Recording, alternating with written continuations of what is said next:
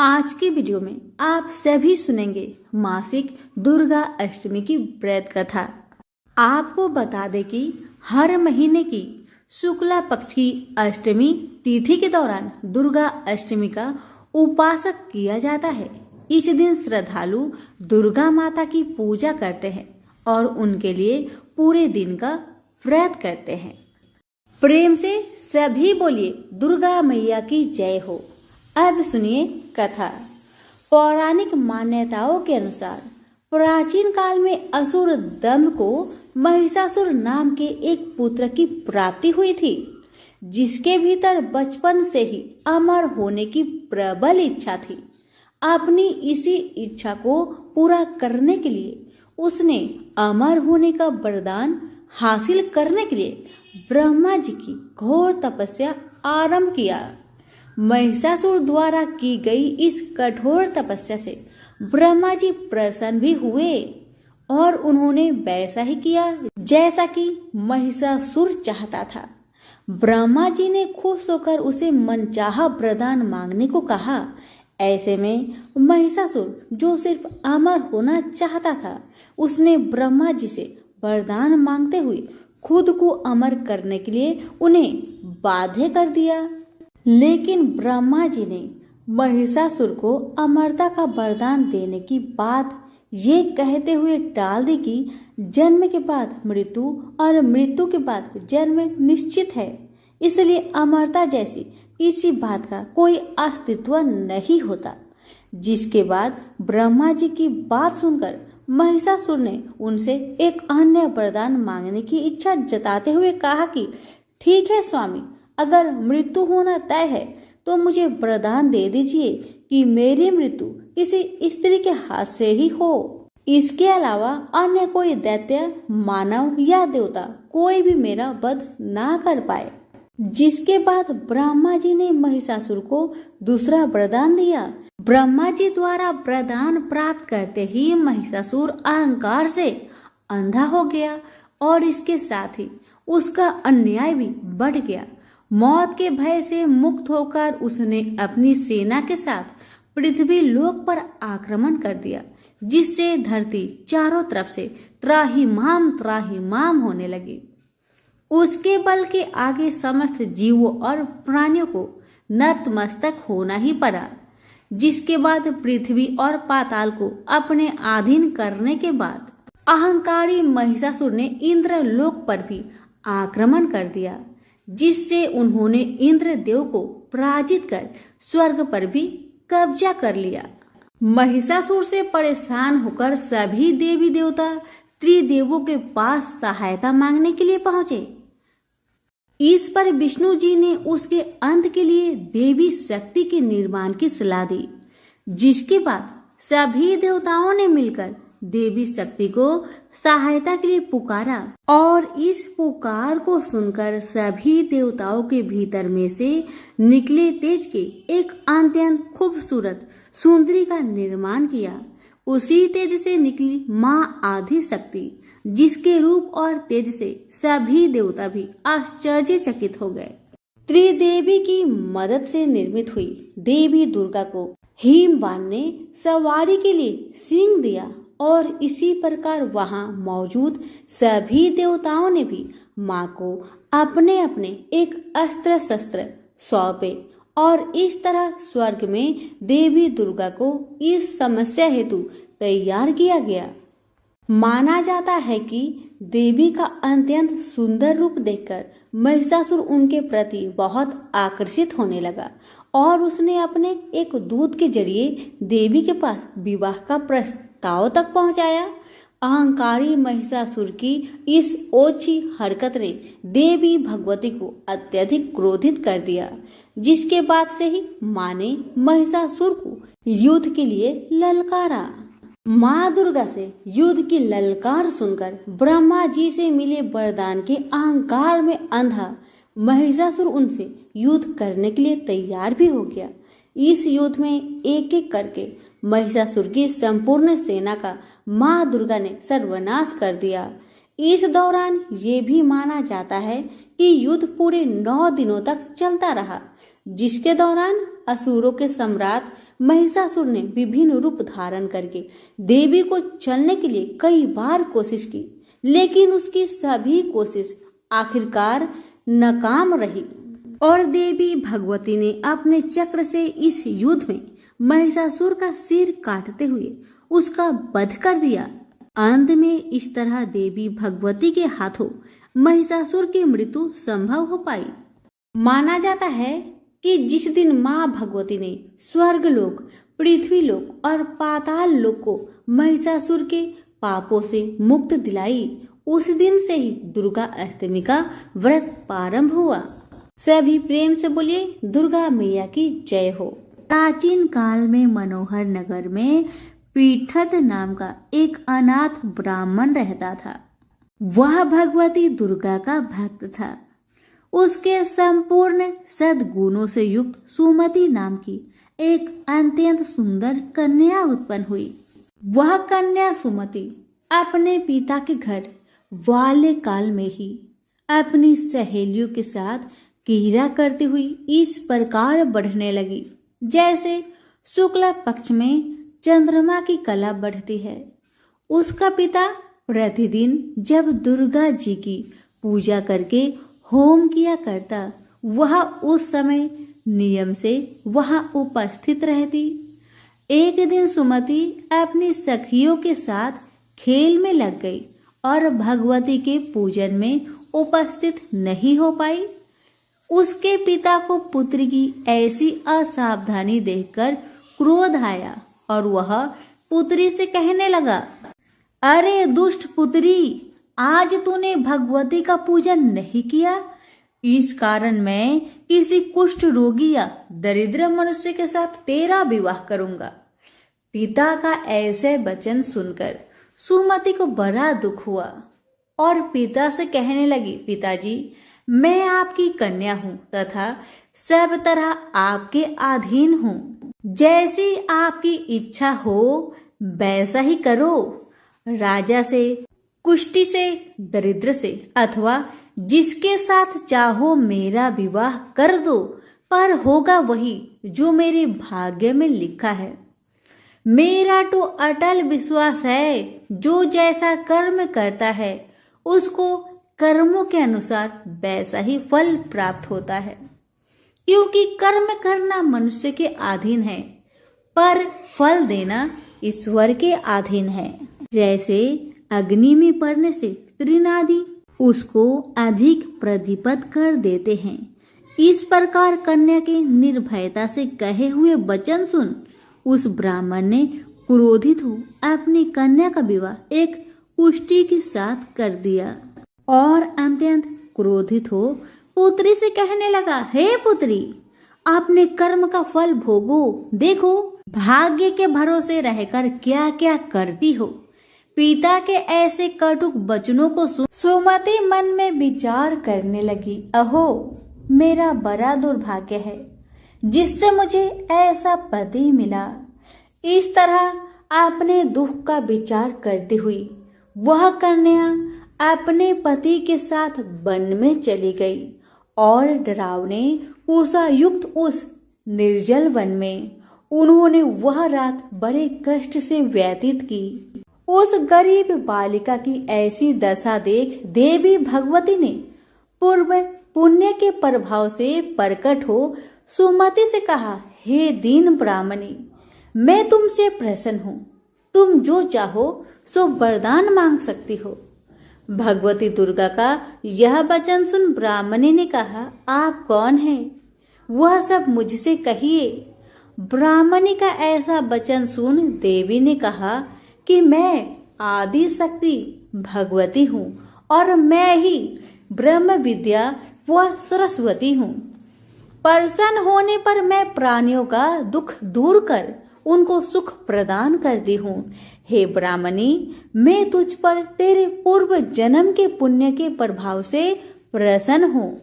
तुम्हारे पूर्व जन्म का वृत्तांत सुनाती हूँ, सुनो। तू पूर्व जन्म में निषाद भील की स्त्री थी और अति पतिव्रता थी। एक दिन तेरे पति निषाद ने चोरी की। चोरी करने के कारण तुम दोनों को सिपाहियों ने पकड़ लिया और ले जाकर जेल खाने में कैद कर दिया। उन लोगों ने तुझको और तेरे पति को भोजन भी नहीं दिया। इस प्रकार नवरात्रि के दिनों में तुमने न तो कुछ खाया और न जल ही पिया। इस प्रकार 9 दिन तक नवरात्र का व्रत हो गया। हे ब्राह्मणी, उन दिनों में जो व्रत हुआ, इस व्रत के प्रभाव से प्रसन्न होकर मैं तुझे मनोवांछित वर देती हूँ। तुम्हारी जो इच्छा हो सो मांगो। इस प्रकार दुर्गा के वचन सुन ब्राह्मणी बोली, अगर आप मुझ पर प्रसन्न हैं तो हे दुर्गे, मैं आपको प्रणाम करती हूँ। कृपा करके मेरे पति का कोढ़ दूर करे। देवी ने कहा, उन दिनों तुमने जो व्रत किया था, उस व्रत का एक दिन का पुण्य पति का कोढ़ दूर करने के लिए अर्पण करो। उस पुण्य के प्रभाव से तेरा पति कोढ़ से मुक्त हो जाएगा। ब्रह्मा जी बोले, इस प्रकार देवी के वचन सुन वह ब्राह्मणी बहुत प्रसन्न हुई और पति को निरुक्त करने की इच्छा से जब उसने तथास्तु ऐसा वचन कहा, तब उसके पति का शरीर भगवती दुर्गा की कृपा से कुष्ठ रोग से रहित हो अति कांतिवान हो गया। वह ब्राह्मणी पति की मनोहर देह को देख देवी की स्तुति करने लगी। हे दुर्गे, आप दुर्गति को दूर करने वाली, तीनों लोगों का संताप हरने वाली, समस्त दुखों को दूर करने वाली, रोगी मनुष्य को निरोगी करने वाली, प्रसन्न हो मनोवांछित फल देने वाली और दुष्टों का नाश करने वाली जगत की माता हो। हे अम्बे, मुझ निरपराध अबला को मेरे पिता ने कुष्ठ मनुष्य के साथ विवाह करके घर से निकाल दिया। पिता की तिरस्कृत निर्जल वन में विचर रही हूँ। आपने मेरा इस विपद से उद्धार किया है। हे देवी, आपको प्रणाम करती हूँ, मेरी रक्षा करे। ब्रह्मा जी बोले, हे बृहस्पति, उस ब्राह्मणी की ऐसी स्तुति सुन। देवी बहुत प्रसन्न हुई और ब्राह्मणी से कहा, हे ब्राह्मणी, तेरे उदालय नामक अति बुद्धिमान, धनवान, कृतिवान और जितेंद्रिय पुत्र शीघ्र उत्पन्न होगा। ऐसा वर प्रदान कर देवी ने ब्राह्मणी से फिर कहा, हे ब्राह्मणी, और जो कुछ तेरी इच्छा हो वह मांग ले। भगवती दुर्गा का ऐसी वचन सुन सुमति ने कहा, हे भगवती दुर्गे, अगर आप मुझ पर प्रसन्न है तो कृपा कर मुझे नवरात्र व्रत की विधि और उसके फल का विस्तार से वर्णन करे। महात्मे, इस प्रकार ब्राह्मणी के वचन सुन दुर्गा ने कहा, हे ब्राह्मणी, मैं तुम्हें संपूर्ण पापों को दूर करने वाली नवरात्र व्रत की विधि बतलाती हूँ, जिसको सुनने से मोक्ष की प्राप्ति होती है। चैत्र मास के शुक्ला पक्ष की प्रतिपदा से लेकर 9 दिन तक विधि पूर्वक व्रत करे। यदि दिन भर का व्रत न कर सके तो एक समय भोजन करे। विद्वान ब्राह्मणों से पूछकर घट स्थापना करे और वाटिका बनाकर उसको प्रतिदिन जल से सींचे। महाकाली, महालक्ष्मी और महासरस्वती देवी की मूर्तियां स्थापित कर उनकी नित्य विधि सहित पूजा करे और पुष्पों से विधि पूर्वक अर्घ्य दे। बिजौरा के फल से अर्घ्य देने से रूप की प्राप्ति होती है। जायफल से अर्घ्य देने से कीर्ति, दाख से अर्घ्य देने से कार्य की सिद्धि होती है। आंवले से अर्घ्य देने से सुख की प्राप्ति और केले से अर्घ्य देने से आभूषणों की प्राप्ति होती है। इस प्रकार पुष्पों व फलों से अर्घ्य देकर व्रत समाप्त होने पर 9वें दिन यथा विधि हवन करे। खांड, घी, गेहूं, शहद, जौ, तिल, बेल, नारियल, दाख और कदम आदि से हवन करे। गेहूं से होम करने से लक्ष्मी की प्राप्ति होती है। खीर एवं चंपा के पुष्पों से धन की और बेल पत्तों से तेज व सुख की प्राप्ति होती है। आंवले से कीर्ति की और केले से पुत्र की, कमल से राज सम्मान की और दाखों से संपदा की प्राप्ति होती है। खांड, घी, नारियल, शहद, जौ और तिल तथा फलों से होम करने से मनोवांछित वस्तु की प्राप्ति होती है। व्रत करने वाला मनुष्य इस विधि विधान से होम कर आचार्य को अत्यंत नम्रता के साथ प्रणाम करे और यज्ञ की सिद्धि के लिए उसे दक्षिणा दे। इस प्रकार बताई हुई विधि के अनुसार जो व्यक्ति व्रत करता है उसके सब मनोरथ सिद्ध होते हैं, इसमें तनिक भी संदेह नहीं है। इन 9 दिनों में जो कुछ दान आदि किया जाता है उसका करोड़ों गुना फल मिलता है। इस नवरात्र व्रत करने से अश्वमेघ यज्ञ का फल मिलता है। हे ब्राह्मणी, इस संपूर्ण मनोकामनाओं को पूर्ण करने वाले उत्तम व्रत को तीर्थ, मंदिर अथवा घर में विधि के अनुसार करे। ब्रह्मा जी बोले, हे बृहस्पति, इस प्रकार ब्राह्मणी को व्रत की विधि और फल बताकर देवी अंतर ध्यान हो गई। जो मनुष्य या स्त्री इस व्रत को भक्ति पूर्वक करता है वह इस लोक में सुख प्राप्त कर अंत में दुर्लभ मोक्ष को प्राप्त होता है। हे बृहस्पति, यह इस दुर्लभ व्रत का महात्म्य है जो मैंने आपको बतलाया है। यह सुन बृहस्पति जी आनंद से प्रफुल्लित हो ब्रह्मा जी से कहने लगे, हे ब्राह्मण, आपने मुझ पर अति कृपा की जो मुझे इस नवरात्र व्रत का महात्म्य सुनाया। ब्रह्मा जी बोले कि हे बृहस्पति, यह देवी भगवती सर्वशक्ति संपूर्ण लोकों का पालन करने वाली है। इस महादेवी की प्रभाव को कौन जान सकता है? बोलो देवी भगवती की जय। माँ भगवती की व्रत कथा। देवी सची परम पिता परमात्मा की आदि शक्ति की एक कला मानी जाती है, एक रूप मानी जाती है। पूर्व काल में जब कहीं स्वयंवर होते थे, अर्थात राजा महाराजा अपनी कन्या के विवाह के लिए विभिन्न राज्यों के राजकुमारों को आमंत्रित करके उनमें से अपनी पसंद के वर को चुनने का कन्या को अवसर देते थे, तो देवी सची की ही सर्वप्रथम आह्वान करके स्थापना की जाती थी तथा उनकी पूजा अर्चना करके स्वयंवर की रस्म प्रारंभ होती थी।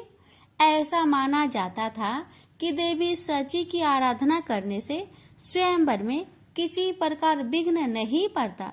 इस प्रकार सची स्वर्ग के भोगों के बीच जल में कमल के समान निर्लिप्त रह रही थी कि अचानक स्वर्ग को भी दुखों ने आ घेरा। देवराज से एक भयानक भूल हो गई। यद्यपि उनका कार्य ही पृथ्वी पर सुख और शांति रखने के लिए असुरों और दानवों का नाश करना था, लेकिन उन्होंने एक बार बिना विचार किए भगवान के भक्त पितासुर का वध कर डाला। चारों ओर उनकी बुराई होने लगी। जिसने भी सुना इंद्र की निंदा की।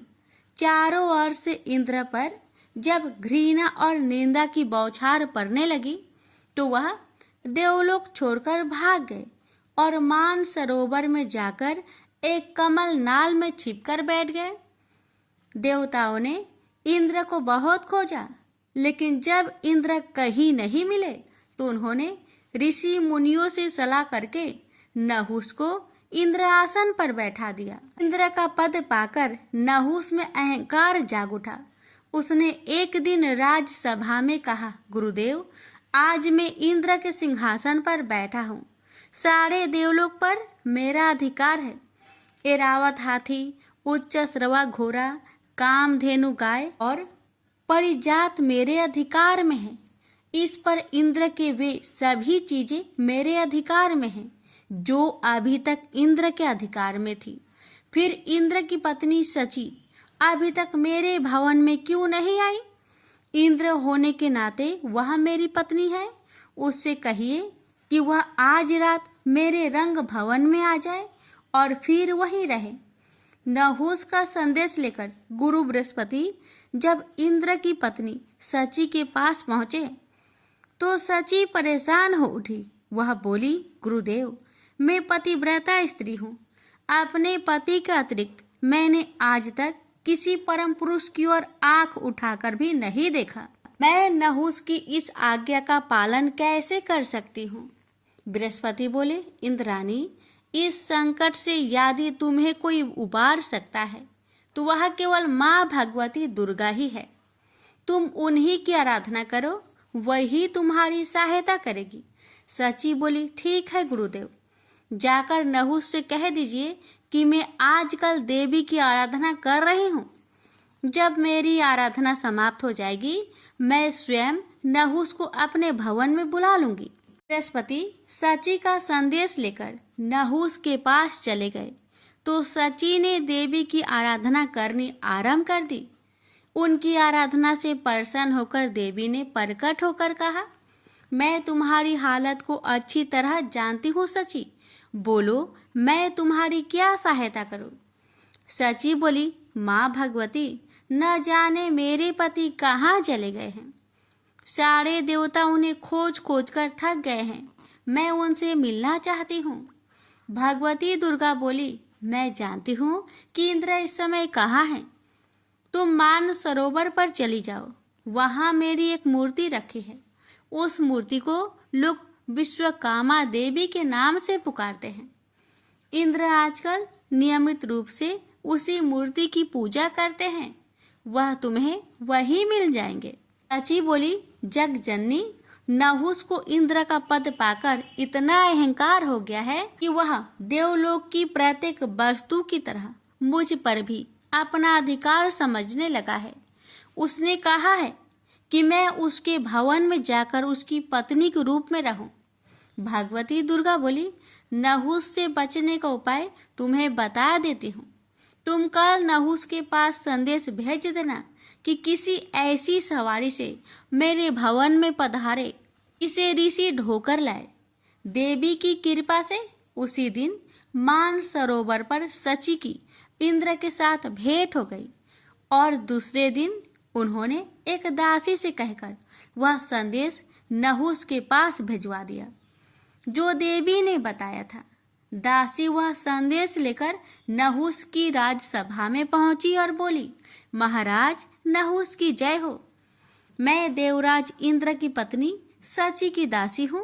उन्होंने मेरे द्वारा आपके लिए एक संदेश भेजा है। उन्होंने कहा है कि आज रात अपने भवन में वो आपका स्वागत करना चाहती है। नहुस बोला, ओ, यह तो बड़ी प्रसन्नता की बात है। हम रात को सची के भवन में पहुंच जाएंगे। दासी बोली, अवश्य पधारिए महाराज, लेकिन आप देवी के भवन में किसी ऐसी दिव्य सवारी में बैठकर जाए जिसे ऋषि ढो रहे हों। दासी के जाने के बाद नहुस ने सभी ऋषि मुनियों को बुलाकर कहा, आप सब लोग मेरी बात ध्यान से सुनिए। मैं आजकल इंद्र लोक ही क्या, समूचे विश्व का स्वामी हूँ।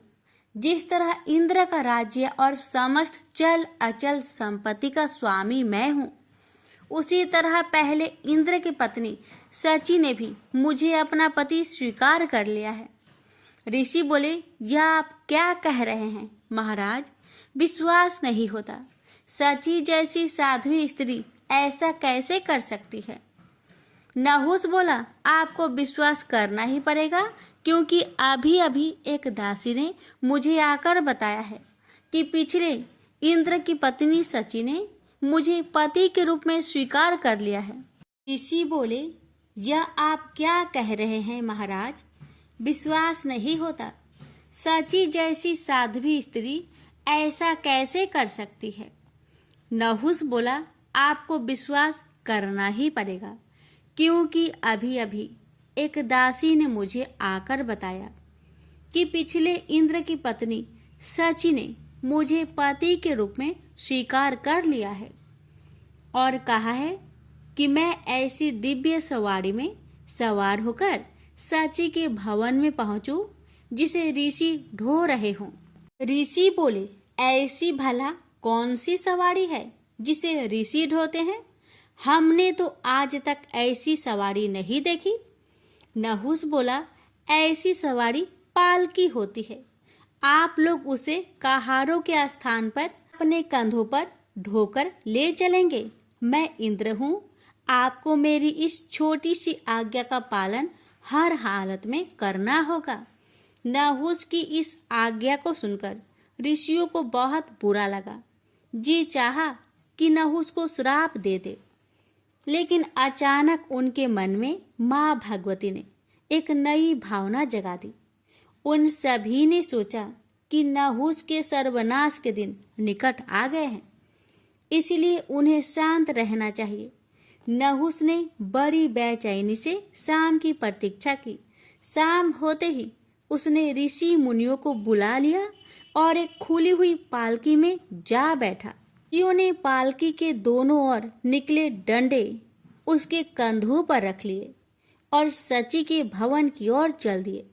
ऋषियों ने कभी कंधों पर बोझ ढोया न था, अतः पालकी के डंडों और बोझ के कारण 4 कदम चलते ही उनके कंधे में दर्द होने लगा था, इसलिए उन्हें कदम बढ़ाने में तकलीफ होने लगी। नहुस तो उतावला हो रहा था। उसने पालकी को शीघ्रता के साथ ले जाने के लिए कहा। बेचारे वृद्ध ऋषि जैसे तैसे पालकी को और तेज ले जाने लगे, परंतु नहुस को अभी संतोष नहीं हुआ। ने कोरों से ऋषियों को पीटना प्रारंभ किया। अगस्त्य ऋषि को इससे अत्यंत क्रोध उत्पन्न हुआ और उन्होंने नहुस को भला बुरा कहते हुए श्राप दे दिया। दुष्ट, तू अजगर बनकर पृथ्वी पर गिर जा और लंबे समय तक अपने दुष्कर्मों का फल भोग। और ऐसा ही हुआ। नहुस अपने पापों के प्रतिफल के रूप में अजगर की योनि में पृथ्वी पर सैकड़ों वर्ष तक पड़ा रहा। भगवती दुर्गा की कृपा से देवराज इंद्र पुनः प्रकट हो गए और देवी सची के साथ स्वर्ग के सिंहासन पर बैठकर आनंद पूर्वक रहने लगे। प्रेम से बोलिए भगवती माता की जय। बात उस समय की है जब परशुराम ने अपनी प्रतिज्ञा के अनुसार पृथ्वी को क्षत्रियों से रहित कर दिया था। तब वे अपने गुरु भूतनाथ के चरणों में प्रणाम करने और गुरु पत्नी अम्बा तथा उनके नारायण तुल्य दोनों गुरु पुत्र कार्तिकेय और गणनायक को देखने की लालसा से कैलाश पहुँचे। वहाँ उन्होंने अत्यंत अद्भुत कैलाशपुरी का दर्शन किया। अपने गुरु की उस दिव्य पुरी के दर्शन कर उनका नंदन आनंद विभोर हो गए। फिर उन्होंने शिव का 15 योजन ऊंचा और 4 योजन विस्तृत अत्यंत सुंदर आश्रम देखा। परशुराम वहां सबसे मिले और उन्होंने सबसे बात की। इसके बाद वे नंदीकेश्वर से आज्ञा प्राप्त कर प्रसन्नता पूर्वक आश्रम के भीतर प्रविष्ट हुए। कुछ ही आगे जाने पर महातपस्वी परशुराम ने बहुमूल्य रत्नों से निर्मित सैकड़ों मंदिर देखे। उन्होंने वहां का भीतरी द्वार देखा जो नाना प्रकार की चित्रकारी से चित्रित तथा हीरे मोतियों की गुथी हुई मालाओं से अत्यंत शोभ्यमान था। परशुराम ने द्वार के बाएं भाग में अपने गुरु पुत्र कार्तिकेय को देखा और दाहिने ओर पार्वती नंदन गणेश तथा शिव पार्वती का अवलोकन किया। वे वहां रत्न भरण भूषित बहुमूल्य रत्नों से बने सिंहासनों पर आसीन थे। परशुराम सबसे मिलते और प्रेम पूर्वक बात करते हुए प्रसन्नचित चित्त से आगे बढ़े ही थे कि गणेश ने उन्हें देखकर कहा, शूलपाणी इस समय शयन कर रहे हैं। मैं उन परम प्रभु की आज्ञा प्राप्त कर तत्काल तुम्हें साथ ले चलूंगा। बस इतनी देर रुक जाओ। परशुराम ने गणेश के सम्मुख खड़े खड़े उत्तर दिया, बंधुवर, मैं अपने गुरु शिव व माता पार्वती के दर्शन करना चाहता हूँ। मैं उनके चरणों में प्रणाम कर अभी लौट जाऊंगा। गणेश ने उन्हें अनेक प्रकार से समझाते हुए कहा, इस समय भूतेश्वर शिव एवं माता पार्वती अंतःपुर में है, अतएव अभी आपको वहां नहीं जाना चाहिए। परम गुरुदेव शिव एवं माता पार्वती के चरण कमलों के दर्शन करने का मेरा सहज अधिकार है। परशुराम अपने आग्रह पर दृढ़ थे, किंतु गणेश उन्हें अत्यंत विनय पूर्वक समझाते रहे। मैं तो परम पिता शिव एवं माता पार्वती के दर्शनार्थ जाऊंगा ही। यह कहकर परशुराम आगे बढ़ना ही चाहते थे कि गणेश ने उन्हें रोक दिया। 21 बार पृथ्वी को क्षत्रियों से रहित करने वाले भृगु नंदन कुपित हो गए और उनका गणेश से विवाद ही नहीं हुआ, हाथापाई भी होने लगी। कुमार कार्तिकेय ने उन्हें समझाने का प्रयास किया, किंतु क्रोध परशुराम ने उन्हें धक्का दे दिया, जिससे वह गिर गए। शिव पुत्र गणेश ने उठकर परशुराम की ओर डंडा के लिए उनकी भर्त्सना की, तो क्रोध परशुराम ने अपना तीक्ष्ण परशु उठा लिया। तब गणेश ने अपनी सूंड बढ़ाकर उन्हें उसमें लपेट लिया और घुमाने लगे। गणेश की सूंड में लिपटे परशुराम सर्वथा असहाय और निरुपाय थे। गणेश के योग बल से परशुराम अस्तंभित रह गए। गणेश ने परशुराम को सप्तद्वीप, सप्त पर्वत, सप्त सागर, भूलोक, स्वर्गलोक, जनलोक, ध्रुवलोक, गौरीलोक और शंभुलोक में घुमाते हुए समुद्र में फेंक दिया। परशुराम समुद्र में तैरने लगे तो निरामयी गणनाथ ने उन्हें पुनः अपनी सूंड में उठा लिया और घुमाते हुए बैकुंठ धाम दिखाकर गोलोक धाम का दर्शन करा दिया। वहां परशुराम ने मंद मंद मुस्कुराते हुए बंसी विभूषित नव निरत श्री कृष्ण के साथ रासवेड़ी राधा का दर्शन किया, तो वे बार बार उनके मंगलमयी चरण कमलों में प्रणाम करने लगे।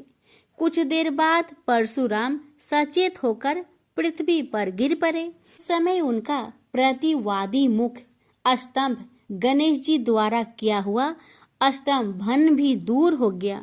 अब उन्होंने अपने अभीष्ट देवता श्री कृष्ण के जगत गुरु शिव द्वारा प्रदत्त परम दुर्लभ स्रोत एवं कवच का स्मरण किया और संपूर्ण शक्ति से सूर्य की प्रभा के तुल्य तीक्ष्णतम अपने परशु से गौरी नंदन पर प्रहार कर दिया। गणेश ने अपने परम पूज्य पिता के अमोघ अस्त्र का सम्मान करने के लिए उसे अपने बाएं दांत से पकड़ लिया। शिव शक्ति के प्रभाव से वह तेजस्वी परशु गणेश के बाएं दांत को समूल काट कर पुनः रेणु का पुत्र परशुराम के हाथ में लौट आया। गणेश का दांत टूटते ही भयानक गर्जना हुई और रक्त का फवारा फूट पड़ा। मुंह से निकलकर रक्त से सना दांत भूतल पर गिर पड़ा। उस समय धरित्री कांप उठी। यह दृश्य कार्तिकेय, क्षेत्रपाल आदि पार्षद तथा शून्य में देवगण अत्यंत भयभीत होकर हाय हाय करने लगे। कैलाशवासी डर से मूर्छित हो गए। निंद्रापति सुधात्मा शिव की निंद्रा भंग हुई। बेटा यह क्या हुआ? दौड़ी हुई पार्वती आई तो उन्होंने अपने पुत्र गणेश के टूटे दांत तथा रक्त से सने हुए मुंह को देखा और देखा कि उनके हृदय खंड गणेश क्रोध शून्य परम शांत लज्जा से सिर झुकाए खड़े हैं। अत्यंत व्याकुल होकर उन्होंने स्कंद से पूछा, क्या बात है?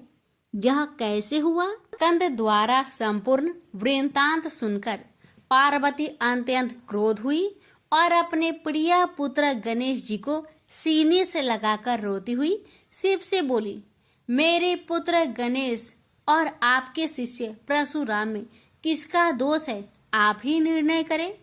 फिर माता पार्वती ने अपने सम्मुख परशुराम को शिव के प्रमोदक द्वारा चरण कमलों की निर्भयता पूर्वक सेवा करते हुए देखकर कहा, हे महाभाग राम, तुम योगियों के गुरु देवाधिदेव महादेव के शिष्य हो।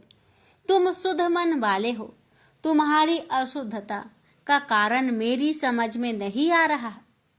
तुमने करुणामय गुरु से अमोघ परशु प्राप्त कर पहले तो उसकी क्षत्रिय जाति पर परीक्षा की और अब गुरु पुत्र पर परीक्षा की है। श्रुति गुरु दक्षिणा देने का निर्देश करती है और तुमने अत्यंत निर्दयता पूर्वक गुरु पुत्र का समूल एक दांत ही नष्ट कर दिया। अब इसका सिर भी काट डालो। चरमता कामोघ परशु प्राप्त कर ले तो क्षुद्र श्रृंगाल भी वनराज को मार सकता है। इतना कहकर क्रोध से भगवती पार्वती परशुराम को मारने के लिए प्रस्तुत हो गई।